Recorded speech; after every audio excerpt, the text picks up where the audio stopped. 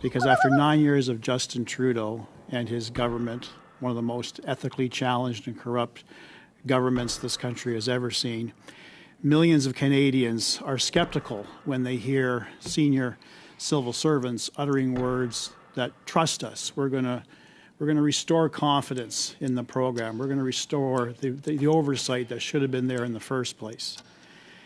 This arm's-length corporation, SDTC, was responsible for essentially doling out free money to the tune of almost $393 million to companies that were conflicted.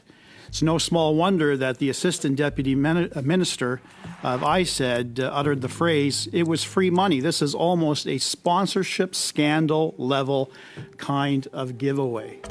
Everyone has an opinion about Canadian federal politics. Oh, yeah. So in committee, Larry Brock seems to have his hand on the pulse of the questions that Canadians do want answers to. If you follow this stuff, these are the questions you'd be asking.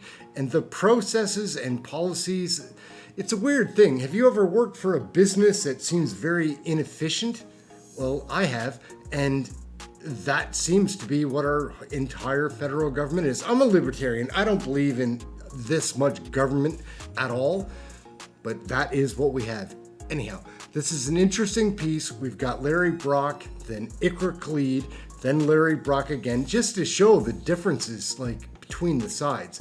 It is ridiculous. And you can see what the Liberals are doing. You can also see what the Conservatives are doing, which is trying to get answers. But the Liberals are just trying to deflect the questions, never answer. That's the way it seems. Let's take a look. Committee, here we go. Larry Brock's fun. Iqra Khalid is not. Larry Brock is fun. Let's go. Being the second round, going to Mr. Brock now for 5 minutes, please. You have the floor. Thank you, Chair, and thank you, Mr. Davies and Mr. Lisk, for your attendance today. I listened very carefully, Mr. Davies, to your opening statement, and the hallmark from my perspective is the desire to restore public confidence and trust. It's no small wonder, it's going to be a large feat to accomplish, but it's no small wonder you state that, because after 9 years of Justin Trudeau and his government, one of the most ethically challenged and corrupt governments this country has ever seen, millions of Canadians are skeptical when they hear senior civil servants uttering words that trust us. We're going to restore confidence in the program. We're going to restore the oversight that should have been there in the first place. This arm's-length corporation, SDTC, was responsible for essentially doling out free money to the tune of almost $393 million to companies that were conflicted. It's no small wonder that the Assistant Deputy Minister of ISED uttered the phrase, "It was free money." This is almost a sponsorship scandal level kind of giveaway. Public confidence is shattered with the ability of this government to distribute taxpayer monies in a prudent and ethical manner. So if I understand you correctly, the current SDTC organization is under the umbrella of NRC, correct? Mr. Chair, it is not. It is not? No. They are with IRAP? Mr. Chair, the SDTC still exists as a foundation. It has an interim board. Its employees are still employees of the foundation. Right. They're not part of the NRC. Okay. So who's supervising, who's providing that daily supervision and monitoring of granting monies to these startup green companies? Who is doing that? Mr. Chair, I believe Paul Booth was here on a previous testimony. He's one of the interim board members, I believe the chair. So the interim board is supervising as the board of SDTC the activities. So we have one chair and we have two directors doing all the supervision. So is that correct?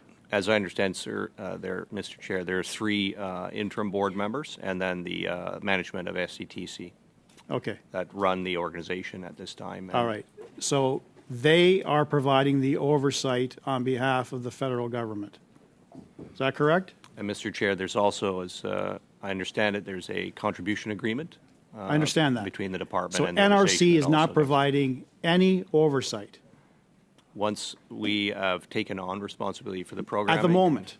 As NRC it is stands not now. providing oversight, correct? Mr. Chair, I would say that's accurate, yes. And we're doing IRAP it is right. not providing oversight. We'll be involved once the transition's taken place. Okay. Well, according That to the role. minister in his statement on June 4th, 2024, he talks about essentially the NRC providing a level of oversight.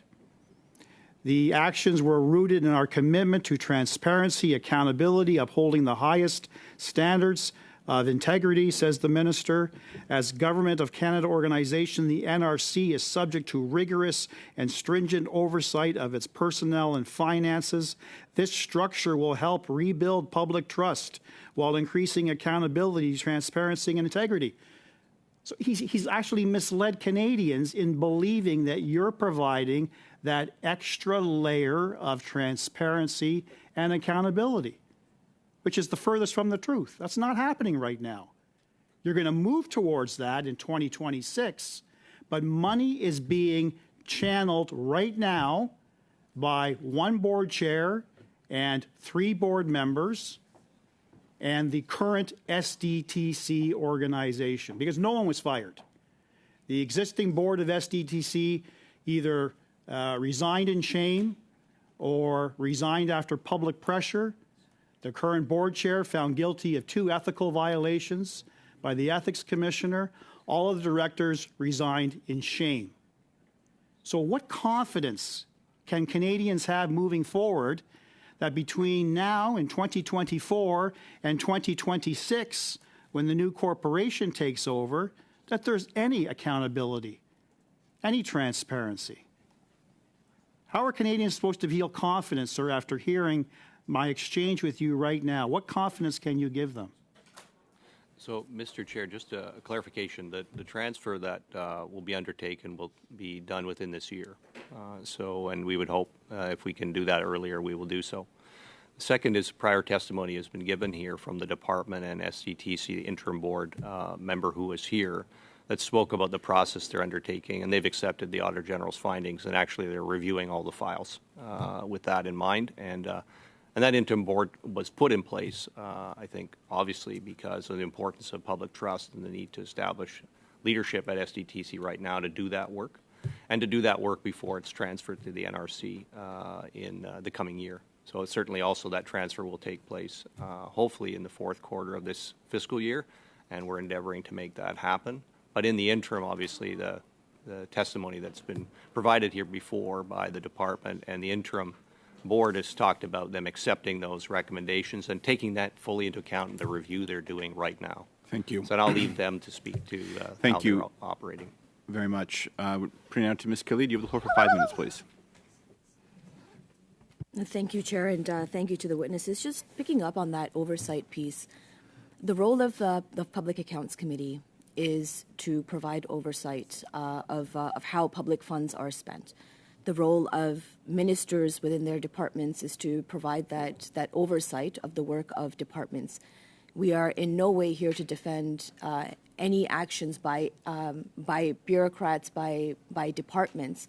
We are here to provide oversight of what happened and how can we improve that process. Now, the minister, as soon as he learned, and the Auditor General in her report with the recommendations, took action right away. And I want you to help us understand, is the NRC going to be capable of fulfilling the recommendations that have been provided by the Auditor General and the work of the minister in providing that oversight? Is it effective in this point? So, Mr. Chair, I would say certainly we are capable of delivering the programming. I think also delivering it in line with the recommendations that have been made, on 2 levels I think that are important. First, of course, is, ensuring that we're working with clients that are fully eligible in the terms and conditions of the program. It's something that takes place at NRC IRAP now and has for a long time, and making sure we're working with clients that are eligible for the program support. Second, obviously, to do this work in a system that has strong checks and balances, oversight, all the things that you would expect to ensure people can see who we're funding and on what terms, who's taking decisions, and that any perceptions of conflict of interest are something that's addressed by our policy and our employees actually fulfilling their responsibilities under that policy to ensure it's adhered to. Third, of course, I guess I would also say the governance is certainly different in the NRC IRAP as a organization in the public sector, where we're accountable for the decisions we take as employees of government, and not. Excuse me. Now, this program's been running for decades and decades. Am I correct? And so it has transitioned from government to government over these decades that it's run. Is this the fault of the minister? Is this a corrupt government, as the opposition parties love to accuse are? Or is there an opportunity that the minister took to clean up what maybe previous governments have created a muck of? So, Mr. Chair, I think it's been discussed here previously as to the nature of the organization, the setup of the foundation, which was undertaken a long time ago, and a fairly unique circumstance to set up an outside organization that operates as it does. Obviously, it was meant to operate in close connection with the sector, and I think there's been testimony given on that and observations about that being taken into account. And I think obviously there's some serious thought that needs to be undertaken on that. I think as far as we're concerned, we're available obviously to help on the transition to continue the support to the sector and the companies that are trying to do challenging things and innovative things, and then to do it in concordance with our standards of due diligence and the practices we undertake. I don't have any comment on the minister or observations on the other parts of the question. Thank you. And opposition members have been talking about the transition and the lack of oversight. So once this, you had mentioned that the transition is in process right now and will occur within the year. What does that mean for Canadians? If you can help us understand what that transition will do ultimately in terms of increasing oversight.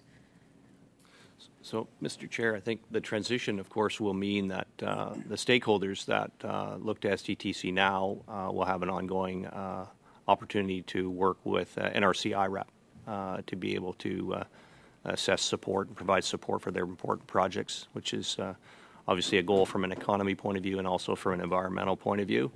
I think the other aspect that I think is critical is people will be able to understand that it's taking place inside a departmental corporation, subject to oversight at various levels. The Auditor General has jurisdiction over us to come and audit our activities. We have an audit committee. We assess risk across the organization. There's strong processes of internal control, financial management, all of which under the Financial Administration Act, all of that applies to us. In a way it may not apply to an arm's length foundation set up under its own statute and its own with its own requirements. So I think there's a very different world in terms of all the rigor and structure that's in place, and that we can provide on an ongoing basis to support the delivery of the program. Thank you very much. That is the time. This is Honeypot. She's a sweetheart, but she doesn't like being picked up. She has this cool little haircut that we got her. Here, come on.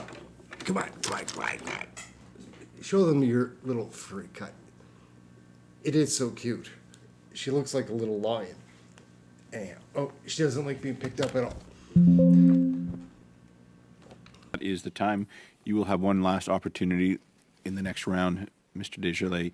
Mr. Brock, back to you for 5 minutes, please. I want to return to Minister Champagne's announcement to Canadians in June of this year, giving the impression that the NRC would provide that oversight sooner than later. But what we learn now is NRC is not going to provide any oversight until the end of Q4, March 31st of 2025.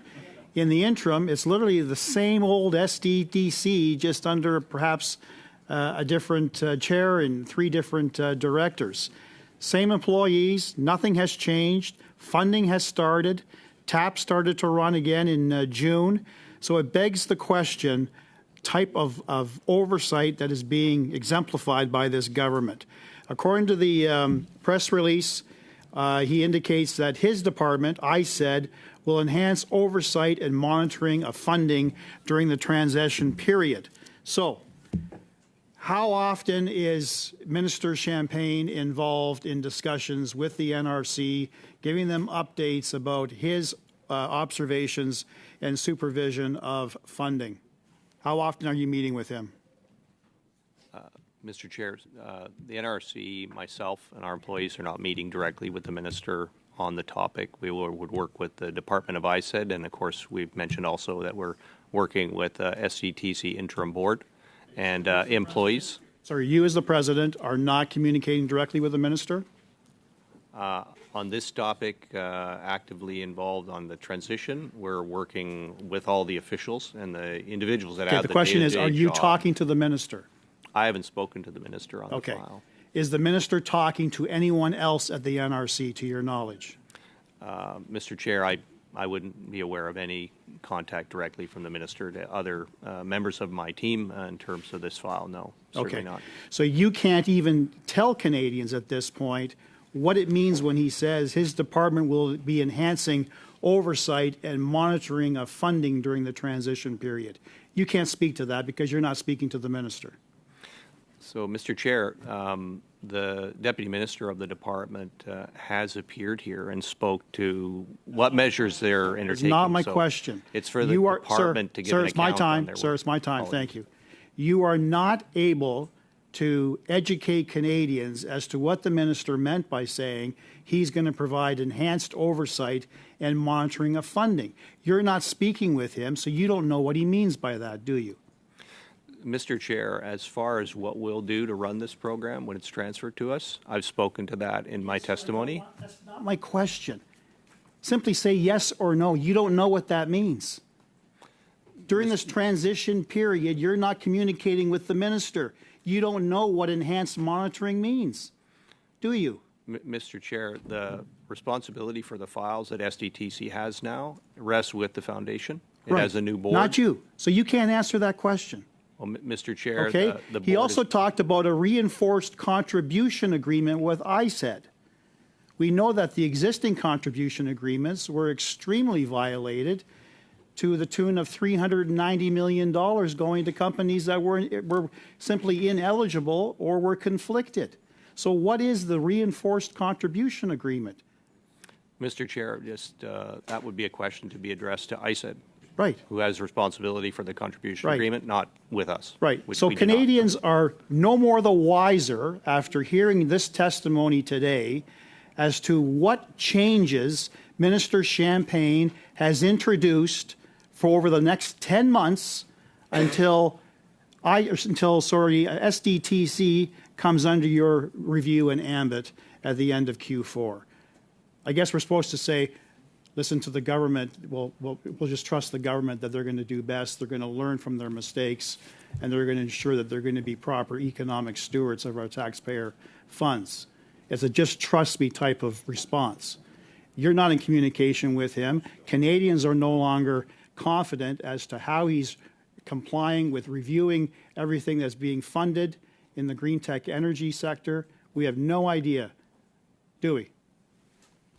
Mr. Chair, I believe at the time this was raised, not sure exactly the date, but funding was suspended. And then a new board has been put in place, and that changes everything at the foundation Okay, sir. about who directs The it. other question that And then we're Canadians working have on in the mind transition. is how are we going to recover that $393 million that was improperly transferred? What do you say to Canadians? What is the process that the government has shared with you as to how we're going to recoup that money? Mr. Chair, the question of recovery was discussed in a previous testimony. I believe questions were asked of the Deputy Minister, other witnesses that have been here. Those questions are best asked to the department. To your knowledge, has it started? Has the recovery process started? Mr. Chair, the NRC isn't involved with the current files of SDTC. I'm not in no position to answer the member's question, sorry. Well, presumably you're going to be answering these questions at the end of Q4. So you're not talking about it now as to what steps the government is taking to recover taxpayer funds?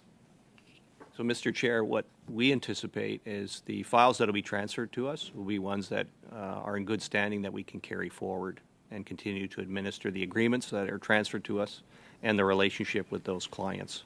That's how the process has been structured. So questions as to recovery and so on would be, of course, best addressed to other parties. Thank you very much. Everyone has an opinion about Canadian federal politics. Oh, yeah. That's what you get in these committee meetings, folks. Most of the time, the witnesses don't have great answers, and when the Liberal and NDP members of Parliament are asking questions, it's so obvious they're just not trying to get answers. That's what it seems like when I watch it. What about you? What do you think about that? My name's Aaron, Canadian Looney. Like, subscribe, share, get notified, all those fun things. Please leave a comment. Love the comments. And what is going on in our country, guys? Like, whoo, tough times in Canada. We'll catch you in the next video. Thank you for watching this one. Check another one out. We've got lots of videos to watch. Committee stuff is really interesting.